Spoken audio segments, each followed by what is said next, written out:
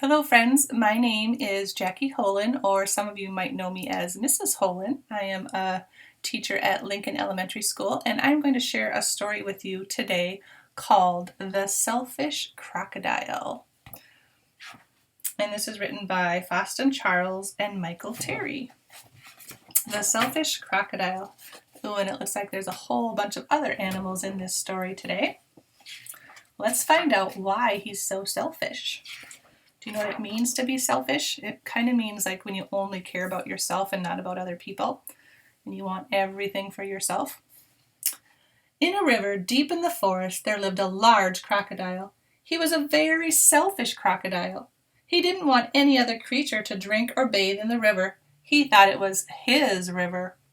Every day he shouted to the creatures of the forest, "Stay away from the river. It's my river. And if you come into my river, I'll eat you up."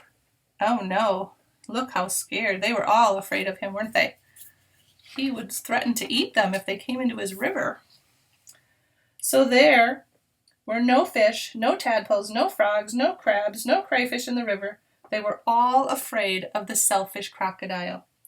The forest creatures kept away from the river too. Whenever they were thirsty, they had to go for miles out of their way to get a drink in other rivers and streams. So that's really not very fair, is it? They had to walk a really long ways to go find water somewhere else. Every day the crocodile lay in the sun on his great big back, picking his big sharp teeth with a stick. He's enjoying the river, but nobody else gets to. Early one morning, the forest animals were awakened by a loud groaning sound. Something was in terrible pain. The creatures thought it must be an animal caught by the crocodile. So they all think that the crocodile got somebody. But as the bright sun came out, they saw that it was the crocodile himself who was in pain. He was lying on his big back, holding his swollen jaw and crying real tears. Oh no, what could be wrong with the crocodile? The creatures drew closer, but not too close. Remember, they're all afraid of him. So is anybody going to go help?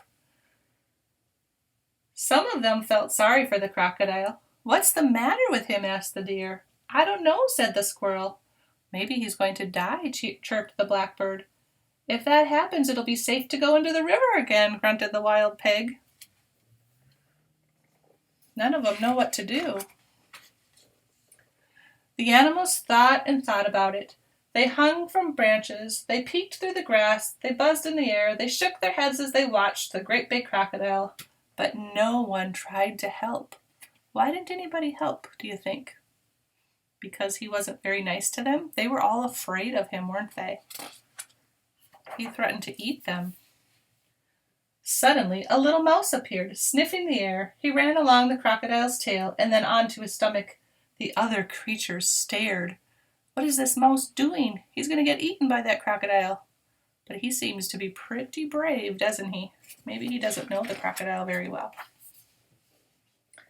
"Look at that mouse," chattered a monkey.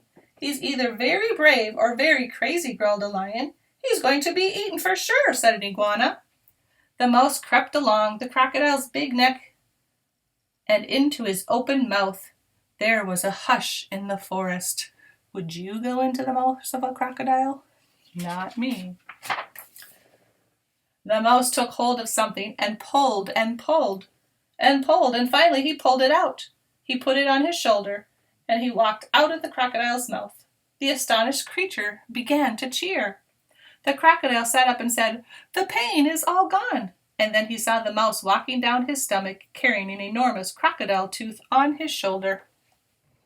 Uh-oh, what's going to happen now? Now, the mouse just did an awesome thing and helped him. Is the crocodile going to be thankful? Or is the crocodile still going to be mean? "Your bad tooth was giving you a toothache," said the mouse, turning around to face the now smiling crocodile. "Do you want it back?" "Oh, no, no, no, no, no. Get rid of it. And when you're finished, please come back. I have a present for you." The mouse buried the bad tooth under a tree, and when he returned, the crocodile had a nice juicy nut waiting for him. Oh, good. He's being nice to that mouse who helped him. As the crocodile watched the mouse eat his nut, he said, "You must be very smart if you can cure a toothache. And very kind, too. I am so grateful. But what should I do if my toothache comes back?" "Don't worry, I'll help you take care of your teeth," answered the mouse, nibbling. And soon the crocodile and the mouse were best friends. Not long after, the crocodile sent all the animals an invitation. "Please come to the drink and bathe in the river. I won't hurt you. The river belongs to all of us," he said. The creatures weren't afraid to drink and bathe in the river any more, although the crocodile was sometimes a little grumpy. They grew to love him, and soon the river was once again full of fish and tadpoles and frogs and crabs and crayfish. Oh goodness, I think the crocodile learned a lesson from that mouse, didn't he? The end. Now all the animals can live happily together because the crocodile learned that it probably wasn't good to be selfish.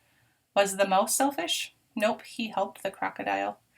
So I hope you enjoyed the story about the selfish crocodile.